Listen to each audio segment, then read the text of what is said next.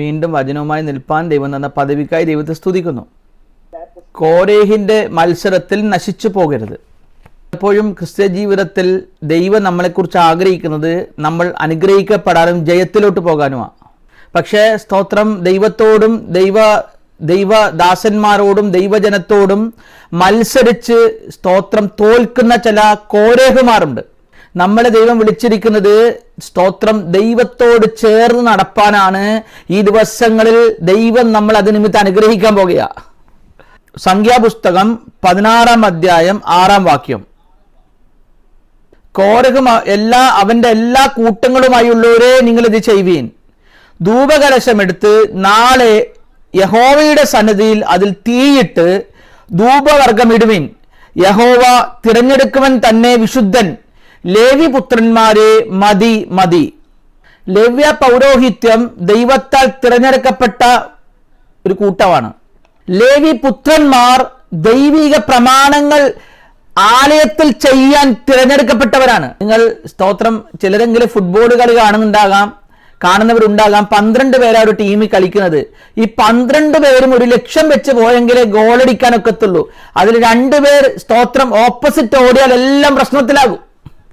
ഒരേ മനസ്സോടെ, ഒരേ ചിന്തയോടെ, ഐക്യതയോടുകൂടെ പോയെങ്കിൽ മാത്രമേ കളി ജയിക്കത്തുള്ളൂ. എങ്കിൽ മോശയുടെ കൂടെ നടക്കേണ്ടവർ മോശയുടെ കൂടെ നടന്നില്ല. മോശയുടെ കൂടെ ഒരേ മനസ്സോടെ പോകേണ്ടവർ മോശയുടെ കൂടെ ഒരേ മനസ്സോടെ പോയില്ല. കൂടെ നിൽക്കേണ്ടവർ കൂടെ നിന്നില്ലെന്ന് കരുതി, കൈത്താങ്ങ് തരേണ്ടവർ കൈത്താങ്ങ് തന്നില്ലെന്ന് കരുതി, ഭവനത്തിൽ നിന്നും ഷെയർ കിട്ടിയില്ലെന്ന് കരുതി നീ ഭാരപ്പെടണ്ട. ഇന്ന് പകൽക്കാലം ദൈവം നിനക്ക് വേണ്ടി എഴുന്നേക്കാൻ പോകുകയാ. കോരേഹിനോടും കൂട്ടത്തോടും മോശ പറയുകയാണ്, എനിക്ക് തരേണ്ട ബഹുമാനം നിങ്ങൾ എനിക്ക് തന്നില്ലെങ്കിലും പ്രശ്നമില്ല, എന്റെ കൂടെ നിന്നില്ലെങ്കിലും പ്രശ്നമില്ല. പക്ഷെ ഒന്ന് ചെയ്യണം, നാളെ നിങ്ങൾ ഓരോരുത്തരും ഓരോ ധൂപകലശത്തിൽ ധൂപവർഗമിട്ടു. ഇവിടെ ദൈവത്തിന്റെ പക്ഷത്താരാ? സ്തോത്രം, മനുഷ്യന്റെ ബുദ്ധി കൊണ്ട് ചിന്തിക്കുന്നത് ആരാ എന്ന് നാളെ ദൈവം തീരുമാനിക്കാൻ പോകുകയാ. ഇവിടെ പറയും, യഹോവ തിരഞ്ഞെടുക്കുന്നവൻ തന്നെ വിശുദ്ധൻ. ആമേൻ, സ്തോത്രം. ഇന്ന് പകൽക്കാലം നമ്മൾ ഓരോരുത്തരും ദൈവത്താൽ തിരഞ്ഞെടുക്കപ്പെട്ടവരായിരിക്കാൻ ദൈവത്തെ സ്തുതിക്കുന്നു. നമ്മളെല്ലാവരും ദൈവത്താൽ വിളിക്കപ്പെട്ടവരായിരിക്കാൻ ദൈവത്തെ സ്തുതിക്കുന്നു. മോശ പറയുക, ദൈവത്താൽ തിരഞ്ഞെടുക്കപ്പെട്ടവൻ തന്നെ അത് വെളിവാകാൻ പോകുകയാ. ദൈവം നിന്റെ കൂടെയുണ്ടെന്ന്, നമ്മുടെ കൂടെ ഉണ്ടെന്ന് വെളിവാകാൻ പോകുകയാ.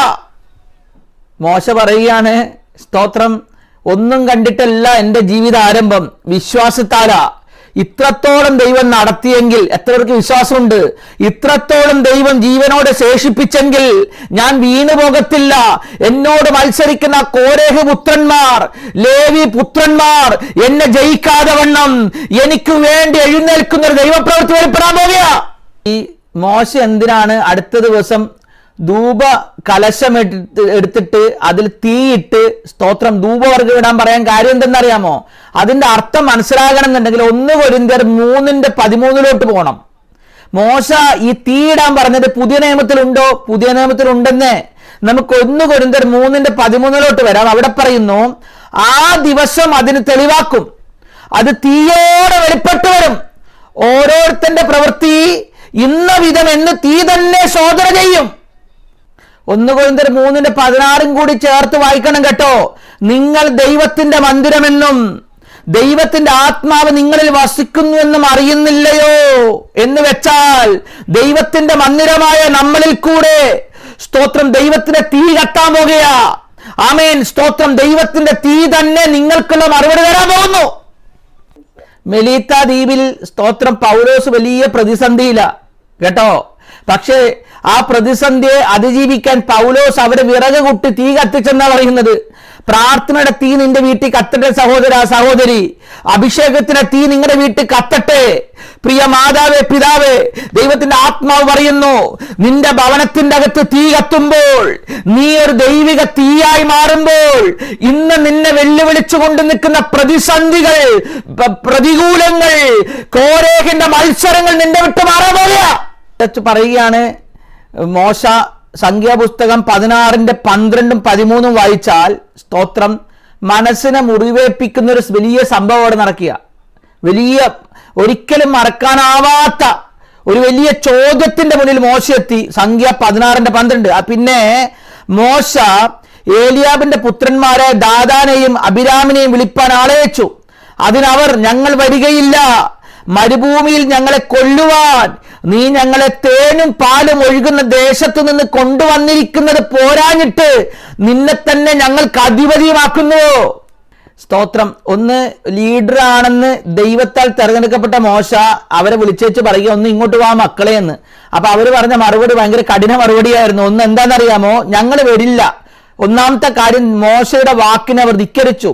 രണ്ടാമത്തെ കാര്യം, മരുഭൂമിയിൽ ഞങ്ങളെ കൊല്ലുവാൻ നീ ഞങ്ങളെ പാലും തേനും ഒഴുകുന്ന ദേശത്ത് നിന്ന് കൊണ്ടുവന്നു എന്ന്. എന്നാ പച്ച കള്ളവ പറയുന്നറിയാമോ? ഇവര് പാലും തേനും ഒഴുകുന്ന ദേശത്തു നിന്നാണ് വന്നത്. ഇവര് ഫറവോന്റെ കീഴിൽ ചെങ്കൽ ചൂളയിൽ കഠിന ജോലി എടുക്കുന്നവരായിരുന്നു. അവിടുന്ന് വിടിവിക്കപ്പെടാതെ നിലവിളിച്ചപ്പോൾ, സ്തോത്രം, അവിടെ കഷ്ടതയുടെ മധ്യത്തുനിന്ന് ജനം വിടിവിച്ചു. അപ്പോൾ ഇവര് പറയുകയാണ്, ഇപ്പോൾ ഞങ്ങൾ വന്ന സ്ഥലം സ്തോത്രം എവിടെയായിരുന്നത്? പാലും തേനും ഒഴുകുന്ന ദേശത്ത് നിന്നാണ്. എന്നോ കള്ളമാ പറയുന്നത്. ഇന്ന് പകൽക്കാലം ഓർത്തോ, നമ്മൾ വന്ന വഴി കഷ്ടമുള്ളതായിരുന്നു, നമ്മൾ വന്ന വഴി വെല്ലുവിളിയുള്ളതായിരുന്നു. അവിടെ നിന്ന് നമ്മളെ പാലും തേനും ഒഴുകുന്നിടത്ത് കൊണ്ടുപോകാനാണ് കൊണ്ടുവന്നത്. ഇവർക്ക് മാനസാന്തരം ഇല്ല കേട്ടോ. ഇവരകത്തു നിന്ന് മിശ്രൈമ ശക്തി കെട്ടിട്ടില്ല എന്ന് വെച്ചാൽ ലോകം ഇവരുടെ അകത്ത് കിടക്കുക. അതുകൊണ്ടാണ് ദൈവ സാന്നിധ്യം ഉള്ളവനോട് മത്സരിക്കാൻ പോകുന്നത്. ഇവർക്ക് വീണ്ടും നിത്യതയല്ല, കാണാനല്ല വേണ്ടത്, മറിച്ച് എന്താ വേണ്ടെന്ന് അറിയാമോ? ആ ഫറവോന്റെ ശക്തിയുടെ അടുക്കെ പോകണമെന്ന ആഗ്രഹം. നമ്മൾ വിട്ടുവന്നൊരു സിനിമ, ഈ ലോകത്തിന്റെ പാപങ്ങൾ, വ്യഭിചാരം, ലോകത്തിന്റെ മോഹങ്ങളൊക്കെ വിട്ടാ വന്നിരിക്കുന്നത്. പക്ഷെ ഇപ്പോഴും അകത്തെന്തെന്നറിയാമോ? പൈതിലോട്ട് തിരിച്ചു പോകണമെന്ന. അങ്ങനെ ആരെങ്കിലും ഇവിടെ ഉണ്ടോ? സ്തോത്രം. അവർ മോശയോട് പറയുകയാണ്, ഞങ്ങളെ കൊണ്ടുവന്നത് പാലും തേനും ഒഴുകുന്ന ദേശത്തു നിന്നാ. സ്തോത്രം. മോശ ദൈവത്തോട് നിലവിളിച്ചു. 14 വാക്യം പറയുന്നു, ഞങ്ങൾ അവിടെ കൊണ്ടുവന്നിട്ടുമില്ല, പിന്നെയോ നിലങ്ങളും മുന്തിരിത്തോട്ടങ്ങളും ഞങ്ങൾക്ക് അവകാശമായി തന്നിട്ടുമില്ല. എന്നിട്ട് ചോദിക്കുന്ന ഒരു ചോദ്യം തന്നെ അറിയാമോ? നീ ഇവരുടെ കണ്ണ് ചൂന്നു കളയുമോ? ഞങ്ങൾ വരത്തില്ലെന്ന്. ആമേൻ, സ്തോത്രം. ഇവർക്കൊന്നും കിട്ടിയിട്ടില്ലെന്ന്. വർഷങ്ങളായിട്ട് മോശയുടെ പിറകെ നടന്നിട്ടും, സ്തോത്രം, ദൈവത്തിന്റെ പിറകെ നടന്നിട്ടും ഇവർക്ക് സ്ഥലങ്ങളും കിട്ടിയിട്ടില്ല, സ്തോത്രം, മുന്തിരിത്തോട്ടങ്ങളും അവകാശമായി കിട്ടിയിട്ടില്ല. അതുകൊണ്ട് ഇവർ പറയുക, നീ ഞങ്ങളുടെ കണ്ണ് ചൂന്നു കളയുമോ എന്ന് വെച്ചാൽ ഞങ്ങൾ അന്ധന്മാരല്ലെന്ന്. ഒന്നും അവകാശമാക്കി ഇതുവരെ കിട്ടിയിട്ടില്ലെങ്കിലും പരാതിപ്പെടരുത്. നാളെ നിങ്ങൾക്കുള്ള സമയമാണ്, അത് എനിക്കുള്ള സമയമാണ്. എന്റെ അവകാശങ്ങളെ നേടേണ്ടതിനാണ് ദൈവം നമ്മളെ അയച്ചിരിക്കുന്നത്. ആമേൻ, സ്തോത്രം. പരാതിപ്പെടാതെ ദൈവത്തെ ആരാധിക്കുന്നവർക്കായി ഞാൻ ദൈവത്തെ സ്തുതിക്കുന്നു.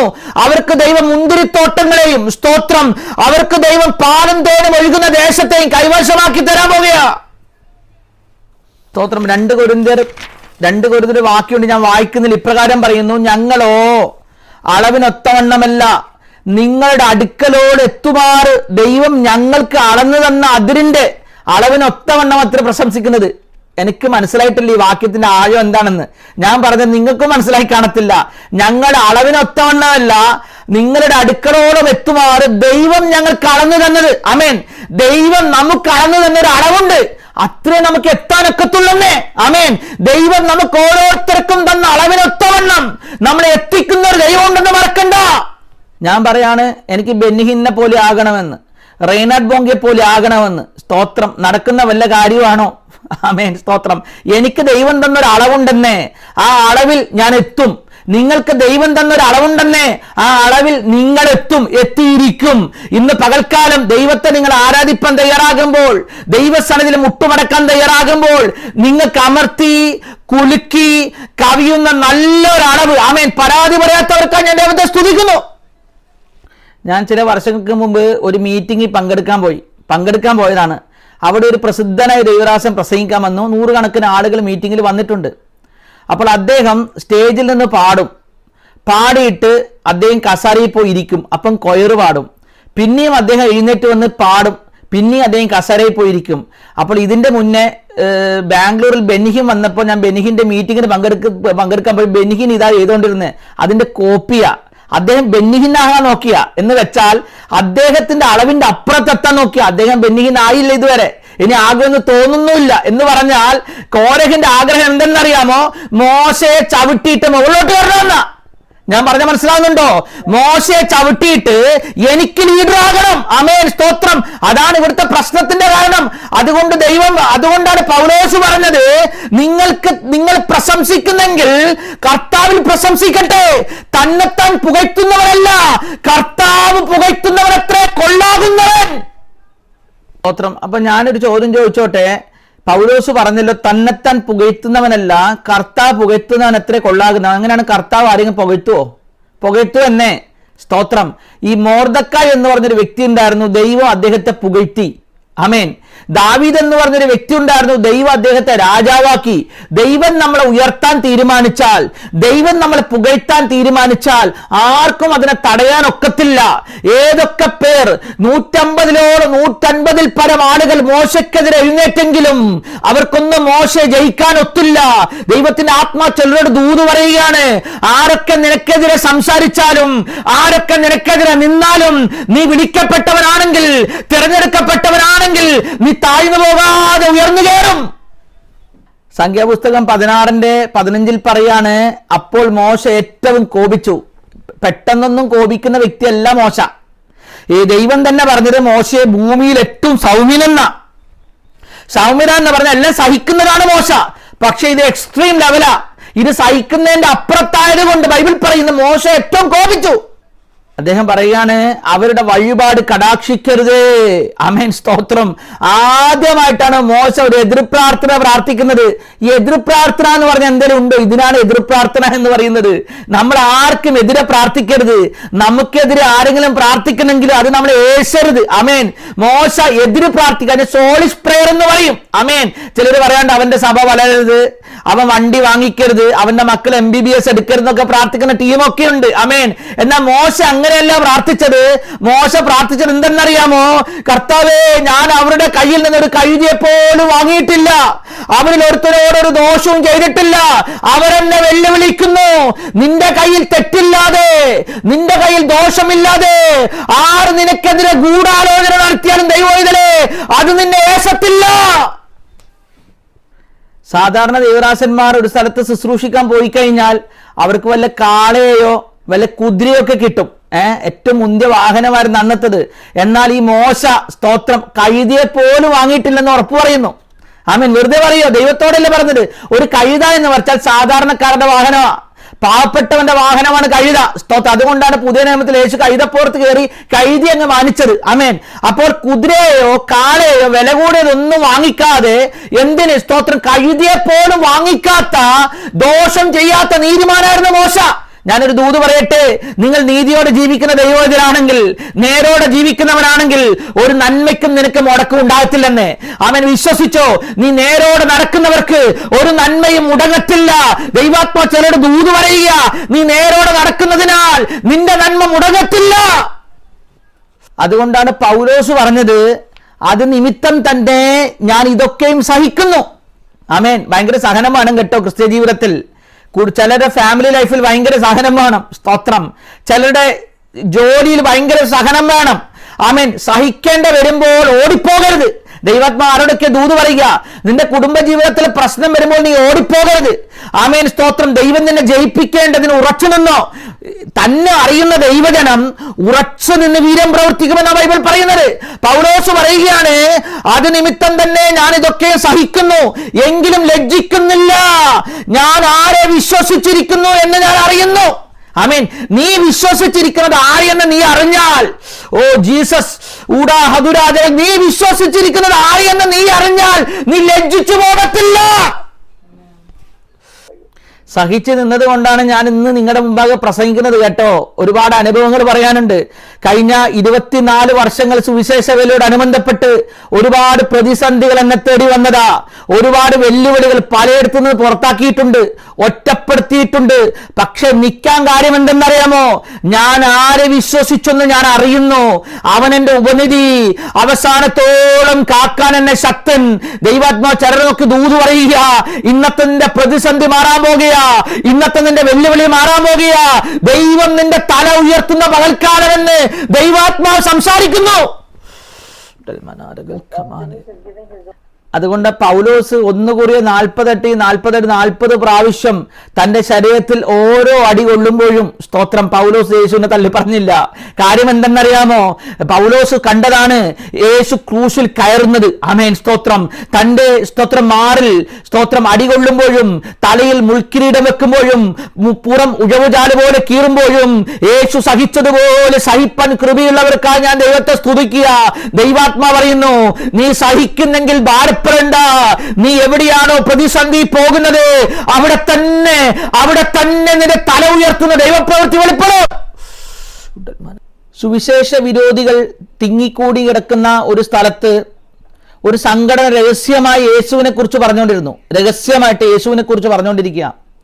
ഞാൻ വർഷങ്ങൾക്ക് മുമ്പേ നടന്ന ഒരു സംഭവമാണ്. സ്തോത്രം. അവര് സുവിശേഷ പ്രവർത്തനം നടത്തി നിൽക്കുന്ന സമയത്ത് ആ ഗവൺമെന്റിന് അറിയത്തില്ല, അവിടെ ഇരിക്കുന്ന ആർക്കും അറിയാതുള്ള സീക്രട്ട് ആയിരിക്കുന്ന ഒരു സുവിശേഷ സംഘടനയാണ്. അപ്പം അതിന്റെ ഇടയിൽ സുവിശേഷ വേല ചെയ്തുകൊണ്ടിരുന്ന ഒരു പാസ്റ്റർ ഇവരായിട്ട് തെറ്റിപ്പിരിഞ്ഞു. അദ്ദേഹം വെളിയിലിറങ്ങിയപ്പോൾ പറഞ്ഞ കാര്യം എന്തറിയാമോ? സ്തോത്രം, എനിക്ക് ഇത്ര പൈസ വേണം, എനിക്ക് പണം തന്നില്ലെങ്കിൽ നിങ്ങളുടെ സുവിശേഷ സംഘടനയെ ഞാൻ ഒറ്റിക്കൊടുക്കും. ഇവർക്ക് എവിടെയൊക്കെ ബ്രാഞ്ചുകൾ ഉണ്ടെന്നും എത്ര പേർ ഇവരുടെ കീഴിൽ പ്രവർത്തിക്കുന്നെന്നും ഇവർക്ക് എവിടുന്നാണ് സാമ്പത്തികം വരുന്നതെന്നൊക്കെ ഇദ്ദേഹത്തിന് അറിയാം. ഇദ്ദേഹം ഇത് ചെന്ന് ഗവൺമെന്റിനോട് പറഞ്ഞാൽ അവിടെയുള്ള സകലരെയും പിടിച്ച് ഗവൺമെന്റ് തൂക്കിലേറ്റും, അല്ലെങ്കിൽ അവരെ കൊന്നുകളയും. അങ്ങനെ ഒരു ക്രിസ്ത്യ വിരോധ രാജ്യത്താണ് സംഭവം നടക്കുന്നത്. അങ്ങനെ സ്തോത്രം അവരാകെ ഭയപ്പെട്ടു പോയി. കാര്യം എന്തെന്നറിയാമോ? കൂടെയുള്ളവരും തെറ്റിപ്പിരിഞ്ഞു. എന്താ ദൈവാത്മാവിനോട് ഇങ്ങനെ പറയുന്ന എനിക്കറിയത്തില്ല. കൂടെയുള്ളവരും തെറ്റിപ്പിരിഞ്ഞു.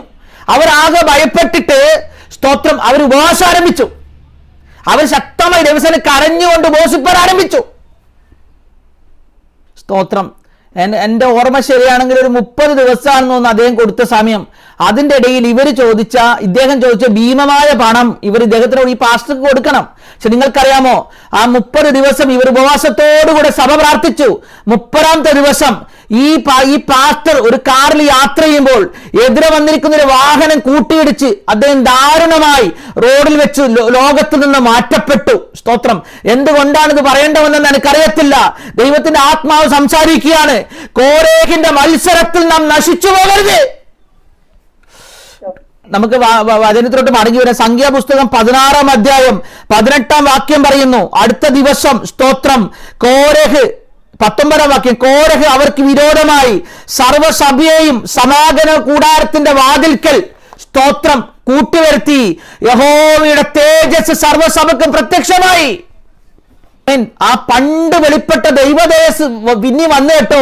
ദൈവാത്മാ പറയുക, ദൈവം നിന്നെ വിളിച്ചിറങ്ങിയ സമയത്തുള്ള ദൈവത്തിന്റെ തീയുണ്ടല്ലോ, ദൈവം നിന്നെ കണ്ട സമയത്ത് നീ കേട്ട ദൈവശബ്ദമുണ്ടല്ലോ, അത് വീണ്ടും നീ കേൾക്കാൻ പോകുക. ഈ മോശ എപ്പോഴാണ് ദൈവശബ്ദം കേട്ടെന്നറിയാമോ? പുറപ്പാട് പുസ്തകത്തിൽ ഒരു വാക്യമുണ്ട്, മുൾപ്പടർപ്പ് വെന്തുപോകാതിരിക്കുന്ന കാഴ്ച എന്തെന്ന് ഞാൻ ചെന്ന് നോക്കട്ടെ എന്ന് മോശ പറഞ്ഞ തന്റെ ആരംഭകാലത്തെ തേജസ് ഉണ്ടല്ലോ, വീണ്ടും അവിടെ വെളിപ്പെട്ടു. ദൈവാത്മാവ് പറയുകയാണ്, വഴി വെച്ച് നശിച്ചു പോകാതിരിപ്പാൻ ആ തേജസ് നിന്നെ മൂടാൻ പോകുക. പാഠപുസ്തകം 3-ാം അധ്യായം 12-ാം വാക്യത്തിലൊരു ദൈവം കൊടുത്തൊരു പ്രോമിസിന്റെ മോശക്ക് എന്താണെന്നറിയാമോ? അതിനവൻ, ഞാൻ നിന്നോടുകൂടെ ഇരിക്കും, നീ ജനത്തെ മിസ്രയീമിൽ നിന്ന് കൊണ്ടുവരുമ്പോൾ നിങ്ങൾ ഈ പർവ്വതത്തിൽ ദൈവത്തെ ആരാധിക്കുമെന്നുള്ളത് ഞാൻ നിന്നെ അയച്ചതിന്റെ അടയാളമാകുമെന്ന്. ആമേൻ. എന്താണെന്നറിയാം അടയാളം? നീ എവിടുന്നാണ് തുടങ്ങിയത് അവിടെ തന്നെ ദൈവം നിന്നെ കൊണ്ടുവന്ന് ആരാധിപ്പിക്കും. ആമേൻ. വാഗ്ദത്തം കേട്ടവർക്കായി സ്തോത്രം, ദൂത് കേട്ടവർക്കായി സ്തോത്രം. പക്ഷെ അതിന് വിരോധമായാണ് പ്രശ്നം നടക്കുന്നത്. സീനായിയുടെ പർവ്വതത്തിന്റെ മുകളിൽ വെച്ചാണ് മോശ ദൈവശബ്ദം കേട്ടത്. ഈ ദൈവശബ്ദം എന്താണെന്നറിയാമോ? നിന്നെ ഞാൻ ഇതേ പർവ്വതത്തിലോട്ട് മടക്കിക്കൊണ്ടുവരും. വർഷങ്ങൾക്ക് ശേഷം മോശ അതേ പർവ്വതത്തിലോട്ട് എത്തി. ദൈവാത്മാ ചിലരോട് സംസാരിക്കുക, നീ ഇന്ന് പോകുന്ന വഴിയെ കുറിച്ചൊന്നും എനിക്ക് അറിവില്ലാതിരിക്കുമ്പോൾ നീ ഭാരപ്പെടേണ്ട, നിന്നെ എത്തിക്കാമെന്ന് പറഞ്ഞ അതേ സ്ഥലത്ത് തന്നെ ദൈവം നിന്നെ എത്തിക്കാൻ പോകുക.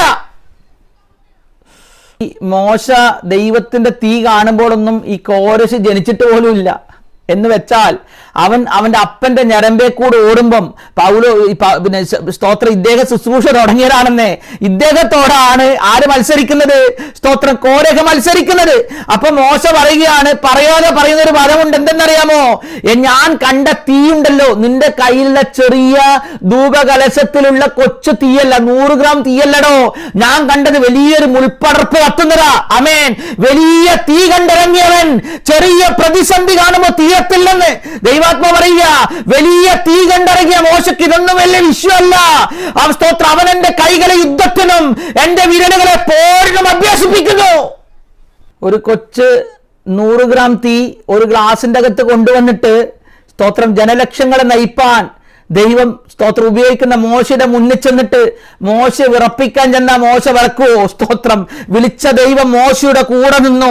ദൈവാത്മാ പറയുക, സ്തോത്രം, ഇരുമ്പുലയുടെ മധ്യത്തിൽ നിന്നും ഫറവോന്റെ ആധിപത്യത്തിൽ നിന്നും അവനെ കടലിൽ മുക്കിക്കൊന്നിട്ട് ജനത്തെ ഇക്കരെ വരെ എത്തിക്കാമെങ്കിൽ കാനാനിൽ എത്തിപ്പാനും മോശയ്ക്ക് സാധിക്കുമെന്ന് ദൈവാത്മാവ് സംസാരിക്കുന്നു. നീ വന്നത് വളരെ മോശം സ്ഥലത്ത് നിന്നാ. എന്നാ ദൈവാത്മാവ് പറയുകയാണ്, നീ എത്താൻ പോകുന്നതുണ്ടല്ലോ ഏറ്റവും ശ്രേഷ്ഠമായ ഇടത്തേക്കാ. സ്തോത്രം, വിഗ്രഹങ്ങളെ ഉണ്ടാക്കി വിൽക്കുന്നവന്റെ മകനാണ് അബ്രഹാം. ആമേൻ. വിഗ്രഹങ്ങളെ ഉണ്ടാക്കി വിൽക്കുന്നവന്റെ മകനാണ് അബ്രഹാം. അദ്ദേഹത്തിന്റെ സ്തോത്രം അവിടെ നിന്നും അബ്രഹാമിനോട് ദൈവം പറഞ്ഞു, നീ വിട്ടു വന്നാൽ നിന്റെ തലമുറ കടൽക്കരയിലെ മണൽ പോലെയും ആകാശത്തിലെ നക്ഷത്രങ്ങൾ പോലെയും ശോഭിക്കാൻ പോകുക. നീ വിട്ടു വന്നത് ശപിക്കപ്പെട്ട സ്ഥലമായിരിക്കാം എന്ന ദൈവാത്മാ പറയുക. നീ എത്താൻ പോകുന്നതുണ്ടല്ലോ ഒരു മനുഷ്യന്റെ കണ്ണ് കണ്ട വിശ്വസിക്കാത്തൊരിടത്ത ഇവിടെ ഇരിക്കുന്ന ദൈവമക്കളോട് ദൈവത്തിന്റെ ആത്മാവ് സംസാരിക്കുക. ഇന്ന് വളരെ മോശമാണെങ്കിലും നാളെ അന്ത്യം അതിമഹത്തായിരിക്കും. ഞാൻ എപ്പോഴും തീയെക്കുറിച്ച് പറയുമ്പോൾ പറഞ്ഞൊരു വ്യക്തിയാണ് റെയ്നാഡ് ബോംഗെ. ഒരിക്കൽ ബോംഗെ ഇന്നപ്പോൾ സ്തോത്രം ആളുകള് ചില ആരാധിക്കുന്ന ആളുകൾ പറഞ്ഞു, ബോംഗയുടെ മീറ്റിംഗ് ഞങ്ങൾ തകർക്കും. അദ്ദേഹത്തിന്റെ പ്രസംഗത്തെ നിർത്തുവാൻ വേണ്ടി എന്ത് ചെയ്തെന്നറിയാമോ? ആഫ്രിക്കയിൽ അറിയപ്പെടുന്ന അവരുടെ ഇടയിൽ അറിയപ്പെടുന്ന ഏറ്റവും 2 മന്ത്രവാദികളെ 3 മന്ത്രവാദികളെ അദ്ദേഹത്തിന്റെ സ്തോത്രം ശുശ്രൂഷ മുടക്കാനായി മന്ത്രവാദികളെ കൊണ്ടുവന്നു. അറിയാമോ, ഈ റെയ്നാഡ് ബോംഗെ സ്റ്റേജിൽ കയറി അദ്ദേഹത്തിന് ഒരു പ്രത്യേകതയുണ്ട്. കേറി ഉടനെ ഒരു ഹല്ലേലൂയ എന്ന് പറയും. നമ്മൾ പറയുന്ന അങ്ങനത്തെ ഹല്ലേലൂയ അല്ല കേട്ടോ, ഒരു 1.5 ഹല്ലേലൂയാണ്. ആ ഹല്ലേലൂയ പറഞ്ഞു കഴിഞ്ഞാൽ ഏറ്റവും മുന്നിൽ തൊട്ട് പിറകു വരെ ഇരിക്കുന്നവർ ആത്മാവിൽ അറിയപ്പെടും. അതാണ് അദ്ദേഹത്തിന് ഹല്ലേലൂയയുടെ പ്രത്യേകത. ഇദ്ദേഹം അവിടെ നിന്ന് കേറി ഉടനെ ഒരു ഹല്ലേലൂയ എന്ന് പറഞ്ഞു. അതിനെക്കുറിച്ച് ഞാൻ കേട്ടിട്ടുള്ളത് ഇങ്ങനെയാണ്: ഈ ഒരു സിംഹത്തിന്റെ കൂട്ടിന്റെ മുന്നിൽ ചിലന്തി വല കെട്ടിയത് പോലെയുള്ള മന്ത്രവാദി എന്ന ഒരു ചിലന്തി വല കെട്ടിയിട്ട് സിംഹത്തിന്റെ കൂട്ടിന്റെ മുമ്പിൽ നെഞ്ഞും വിരിച്ചു നിൽക്കി ഇവനെ കൊടുക്കാൻ എന്ന പോലെ ഇദ്ദേഹം ഹല്ലേലൂയ പറഞ്ഞതോടുകൂടെ ആദ്യത്തെ മന്ത്രവാദി മുൻപിൽ ഇരിക്കുന്ന വ്യക്തിക്ക് ശ്വാസം മുട്ടാൻ ആരംഭിച്ചു. ജനം മുഴുവൻ ആത്മാവിൽ ആരാധിക്കുമ്പോൾ ഇദ്ദേഹം അവിടുന്ന് ഇറങ്ങി ഓടി. അവർ ആർക്കുന്ന ശബ്ദത്താൽ ഉമ്മരപ്പടികൾ കുലുങ്ങി. പൗലോസും ശീലാസും ആരാധിച്ചപ്പോൾ കാരാഗ്രഹത്തിന്റെ അടിസ്ഥാനം കുലുങ്ങി.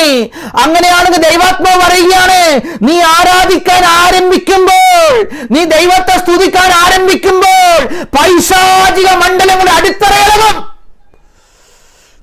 ആഫ്രിക്കയിലെ കറുത്തവർഗക്കാരെ മുഴുവൻ പിടിച്ചെടുപ്പാൻ ആ ഹല്ലേലൂയ മതിയായിരുന്നെങ്കിൽ ദൈവത്തിന്റെ പൈതലേ, ഇന്ന് പാർക്കാലം മോശയുടെ മോൾ കത്തിയൊരു തീയുണ്ടല്ലോ, ബോംഗയുടെ മോളിൽ കത്തിയ തീയുണ്ടല്ലോ, അത്തട്ടെ ഇവിടെ ഇരിക്കുന്ന യൗവനക്കാരുടെ മേലെ തീ കത്താൻ പോലെയാ.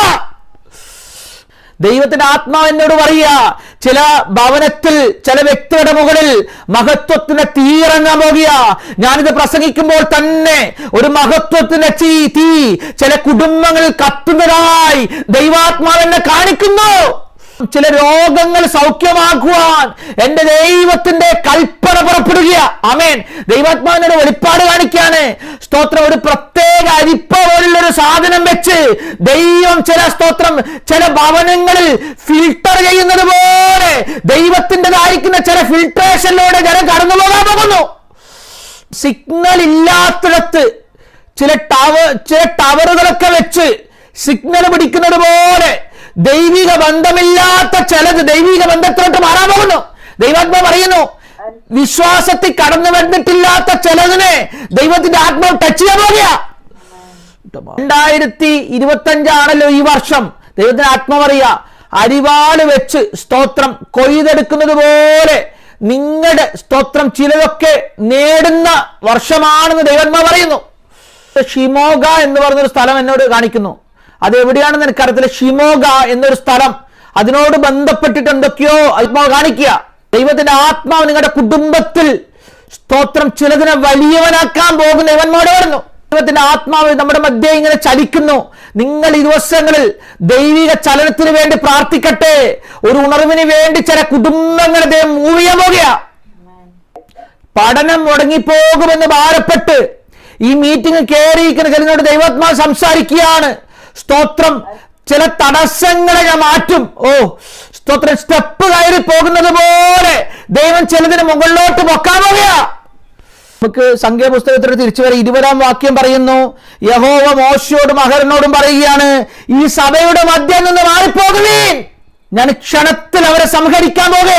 ഉടനെ മോശ കവിണ്ണവിനോണ്ട് പറയുകയാണ്, ദൈവമേ നീ അവരെ സംഹരിക്കരുത്. സ്തോത്രം. ഈ വലിയൊരു പരീക്ഷ, വലിയ പ്രതിസന്ധിയുടെ മധ്യത്തിൽ ദൈവത്തിന് തീയിറങ്ങുക. അതുകൊണ്ടാണ് 1 പത്രോസിൽ പറയുന്നത്, പ്രിയമുള്ളവരെ, നിങ്ങൾക്ക് പരീക്ഷക്കായി സംഭവിച്ചിരിക്കുന്ന അഗ്നിശോധനയെങ്കിൽ നിങ്ങൾ ഒരിക്കലും അതിശയിച്ചു പോകരുത്. എന്നോട് പറയാൻ പറയുന്നു, ചിലതിന്റെ അഗ്നിശോധനകൾ മാറാൻ പോകുക. ഈ ചൂളയിൽ കൂടെ പോകുന്ന ചിലത് ഇതിന്റെ മധ്യത്തിലുണ്ട്. ശദ്രക്കിനെയും മേശക്കിനെയും പോലെ സ്തോത്രം, ഞങ്ങൾ മരിച്ചാലും ദൈവത്തെ തള്ളിപ്പറയില്ലെന്ന് പറഞ്ഞ് കാത്തിരിക്കുന്ന ചിലത്. അവരോട് ദൈവാത്മാവ് പറയുക, നീ മരിക്കത്തില്ല, നീ പൊന്നുപോലെ പുറത്തു വരും. ആമേൻ. തീയിൽ കൂടെ നീ വെളി വരുമ്പോൾ ലോകം മനസ്സിലാക്കും നിന്റെ കൂടെ ദൈവമുണ്ടെന്ന്. ജോലിയിൽ നിന്ന് നിന്നെ പുറത്താക്കാൻ, നിന്റെ കുടുംബജീവിതം തകർക്കാൻ, നിന്റെ സഭയെ പൊളിപ്പാൻ സ്തോത്രം പിശാച് വെല്ലുവിളിച്ചുകൊണ്ട് നിൽക്കുമ്പോൾ മോശേ, ദൈവത്തിന്റെ ആത്മ പറയുക, നിന്നെ ചെങ്കടൽ വിളർത്തി ഇവിടം വരെ കൊണ്ടെന്നെങ്കിൽ നിന്നെ അക്കരെ എത്തിക്കാൻ ഞാൻ ശക്തനാണ്.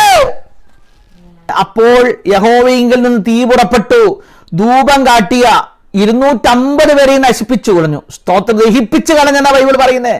അങ്ങനെയാണെങ്കിൽ നിനക്കെതിരെ എഴുന്നേൽക്കുന്ന പൈശാചിക മണ്ഡലങ്ങളുണ്ടല്ലോ, നിന്റെ ശുശ്രൂഷകൾക്കെതിരെ, നിന്റെ നന്മകൾക്ക്, നിന്റെ തലമുറകൾക്കെതിരെ നിൽക്കുന്ന ആഭിചാര മണ്ഡലമുണ്ടല്ലോ, അവിടെ ദൈവത്തിന് തീയിറങ്ങി അതിനെ ദഹിപ്പിക്കുമെന്ന് ദൈവാത്മാവ് സംസാരിക്കുന്നു. ഒരാളെന്നോട് മത്സരിച്ച് ചോദിച്ചൊരു ചോദ്യം ഞാൻ പറയാം. പ്രമുഖനായ ഒരു വ്യക്തിയാണ്. അദ്ദേഹം എന്നോട് ചോദിച്ചത്, മോശ ജനത്തെ കൊണ്ടുപോകുമെന്ന് പറഞ്ഞല്ലോ, പക്ഷെ കാനാനിൽ മോശ എത്തിയില്ല, ജനവും എത്തിയില്ല. അപ്പം ദൈവത്തിന്റെ വാഗ്ദത്തം നടന്നില്ലല്ലോ എന്ന് വെച്ചാൽ സ്തോത്രം, അതിന് ഞാൻ കൊടുത്ത മറുപടി എന്താണെന്നറിയാമോ? ആര് പറഞ്ഞു എത്തിയില്ലെന്ന്? ദൈവം പറഞ്ഞത് അവർ മത്സരികളായതുകൊണ്ട് അവർ നശിച്ചു, അവരുടെ മക്കളെ എത്തിച്ചു. ഒന്ന്. രണ്ടാമത്തെ വേറൊരു കാര്യമുണ്ട്, മോശ എത്തിയില്ലല്ലോ എന്നല്ല ചോദിച്ചത്. സ്തോത്രം. ഈ യേശു സീനായി പർവ്വതത്തിന്റെ മുകളിലോട്ട് കയറിയപ്പോൾ ഉണ്ടല്ലോ, അവിടെ ഇറങ്ങി വന്നത് ആരാ? മോശി ഏലിയാവ. ആമേൻ. മോശയുടെ ശുശ്രൂഷ ഇനിയും തീർന്നിട്ടില്ല കേട്ടോ. നിന്റെ കണ്ണ് അടഞ്ഞു പോയത് കൊണ്ട് ഇതൊന്നും നിനക്ക് മനസ്സിലാകാത്തത്. ആത്മാർത്ഥതയോടെ ദൈവത്തെ സേവിക്കാൻ ഇറങ്ങിയ ദൈവത്തിന്റെ പൈതലേ, ദൈവത്തിന്റെ ആത്മാവ് നീ തോക്കത്തില്ലെന്നാ ഞാൻ പറയുന്നേ. ഉടമ ഹന്തുല വൈഡക രകൽക്കമാന, നീ തോക്കത്തില്ല, നീ ജയിക്കാൻ പോകുകയാ. നീ ജയിക്കുമെന്ന് പറഞ്ഞാ ജയിച്ചിരിക്കും. ഈ മോശയ്ക്ക് ഇച്ചിരി ആത്മാർത്ഥത കൂടിയത് കൊണ്ട്, ഈ ആത്മാർത്ഥത ഇച്ചിരി കൂടിയത് കൊണ്ട് പണി പറ്റിപ്പോയതാ. ആമേൻ. പക്ഷേ ആത്മാർത്ഥതയിൽ നിൽക്കുന്ന ദൈവത്തിന്റെ പൈതലേ, ഈ ബൈബിളിലൊരു വാക്യമുണ്ട്, വെളിപ്പാട്, ഞാൻ ആ റെഫറൻസ് എടുക്കാൻ മറന്നുപോയി. സ്തോത്രം. അവിടെ മോശയും ഏലിയാവും ഒന്നും കൂടി വരുമെന്ന. ആമേൻ. സകല കണ്ണും അത് കാണുമെന്ന്. അങ്ങനെ അവർ അന്ന് ജാതികൾ അവരെ കൊന്ന് ആ ഡെഡ് ബോഡി ചില ദിവസങ്ങൾ റോഡിൽ കിടക്കുന്ന വെളിപ്പാടി പറയുന്നുണ്ട്. എന്ന് വെച്ചാ മോശയുടെ ശുശ്രൂഷ 2024 തീർന്നിട്ടില്ല. അതാണ് വെളിപ്പാട്. ദൈവത്തിന്റെ ആത്മാവ് പറയുകയാണ്, നിന്നെ വിളിച്ചത് ആമേൻ സീനായി മലയിലെ തീക്കകത്ത് നിന്നാണെങ്കിൽ മോശേ, ഉടമന ഹന്തുലാറുകൾക്കമാന, നിന്നെ ലക്ഷ്യത്തിലെത്തിക്കുക മാത്രമല്ല, നിന്റെ ദൈവം ഒരു ഹീറോക്കാൻ പറയാ. കോരഹിനെയും അവന്റെ കുടുംബത്തെയും അവന്റെ സർവസമ്പത്തിനെയും ഭൂമി വാപിളർന്ന് വീങ്ങിയപ്പോൾ ദൈവത്തെ ആരാധിച്ച ജനം മാത്രം കാണാൻ കണ്ടു. അങ്ങനെയാണെങ്കിൽ എന്റെ മുമ്പിലിരിക്കുന്ന ഈ സകല ജനവും കാനാനിലോട്ട് എത്താൻ പോകുക. എത്ര പേർ വിശ്വസിക്കുന്നു? നമ്മളെ കാനാനിലോട്ട് എൻട്രി ജയിക്കുന്ന 2025 നിങ്ങൾ പ്രതീക്ഷിച്ചതിന്റെ അപ്പുറത്തുള്ള വിടുതൽ പ്രാപിക്കാൻ നിങ്ങൾ തയ്യാറായിക്കോ? ദൈവാത്മാ പറയുക. സ്തോത്രം. ചിലതിനൊക്കെ ജോലി ഞാൻ പെർമനന്റ് ആക്കും. ആമേൻ. ചിലരൊക്കെ സ്തോത്രം, ചിലരൊക്കെ ദൈവരാജ്യത്തിന്റെ വർധനവിന് വേണ്ടി സുവിശേഷക മണ്ഡലത്തിൽ ഉറപ്പിക്കും. മറ്റു ചിലതിനെ ചില രാജ്യങ്ങളിലേക്ക് ഉറപ്പിക്കുന്നത് പോലെ 2025 ഇവിടെ ഇരിക്കുന്ന സകലരുടെ അനുഗ്രഹത്തിന്റെ വർഷമാണ്.